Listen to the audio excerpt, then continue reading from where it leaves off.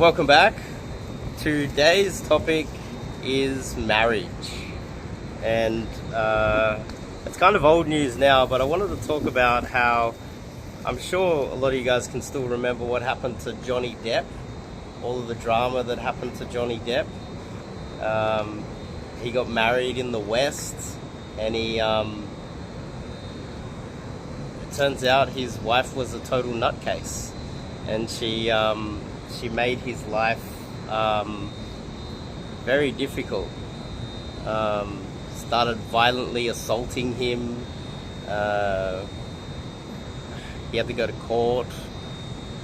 She basically ruined his career, ruined his life, and it wasn't a one-off. This is very common in the West, and I think it's something that I want to talk about, where a lot of guys in the West, they're just not willing to get married in America, Australia, Britain, because it's no longer a proper... It's not about love anymore in the West. It's a financial contract where all of the laws and rules are skewed in favor of the women in the West. And so a lot of men, they're just leaving the West to find love, pretty much. So this is something that I want to talk about. I want to firstly start off by saying, look, if you're in a Western country, it's no longer a viable option to get married in the West. It's a financial contract where you don't have any advantage at all. It's skewed out of your favor. The divorce rate in the West is ridiculous. It's over 51%, I believe, and the majority of divorces are started by the women. So because it's in their favor as well in the West, they've got to the point where they decide, okay, I'm going to make up some excuse, maybe even say that they have a domestic violence. They make up some, they get the guy in trouble with the common law so that they can divorce him, and then they get to take half of his stuff. It's out of hand in the West, and so a lot of men like myself and all of my friends, it's just got bright. This is why I'm wearing sunglasses. They're leaving the West. They're deciding not to get married in the West.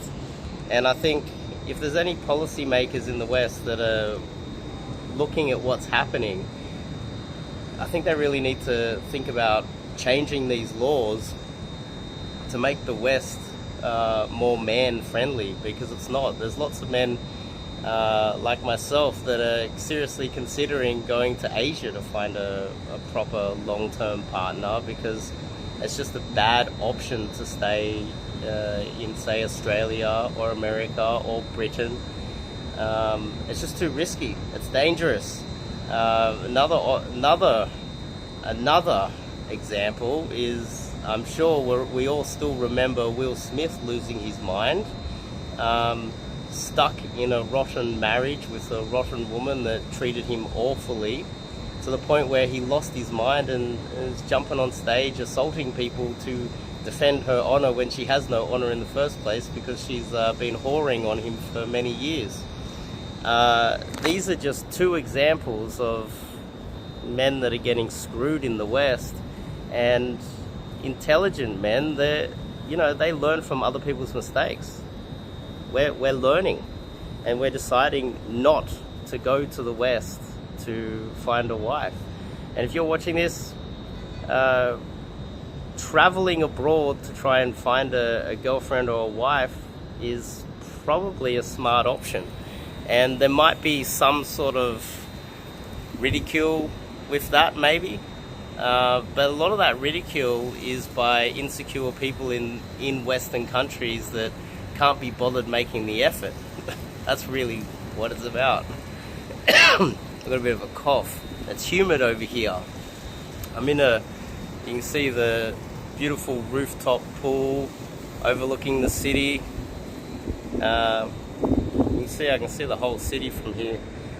And yeah, guys, if you're seriously considering getting married in the West, you need your head read. I recommend you leave the country, explore, travel, and see what's out there before you condemn the rest of your life to a financial contract with someone who's going to be your leader, your ruler for the rest of your life, your little personal communist dictator that you'll have to live with, that can leave you at any moment and take half of your money. Until the laws change, it's no longer a viable option for men in the West to get married at home. And the beneficiaries of that are girls abroad. They get to meet you. So think about that. You're doing the rest of the world a favor by traveling abroad and finding a girlfriend somewhere else or a wife somewhere else. Think about it that way too. But that's today's message. I just wanted to talk about that briefly and show you the place that I'm staying in. Rooftop pool. It's really windy, but there's also a very nice view, beautiful view of the entire city here. And smart men are getting out of the West, to be honest. That's partially why back home I teach indirect game, because you have to be careful back in the West. And indirect game is one of the only ways that you can remain covert, invisible game, because you kind of have to be careful in the West. That's why indirect game is so important. But over here you don't have to be so indirect and so careful, because, well, most places in Asia don't hate men yet. Not yet. Not yet. Maybe their time will come. But I just thought that I would share that. Hopefully you can hear me over all of the wind. And that's my message for today. Say goodbye.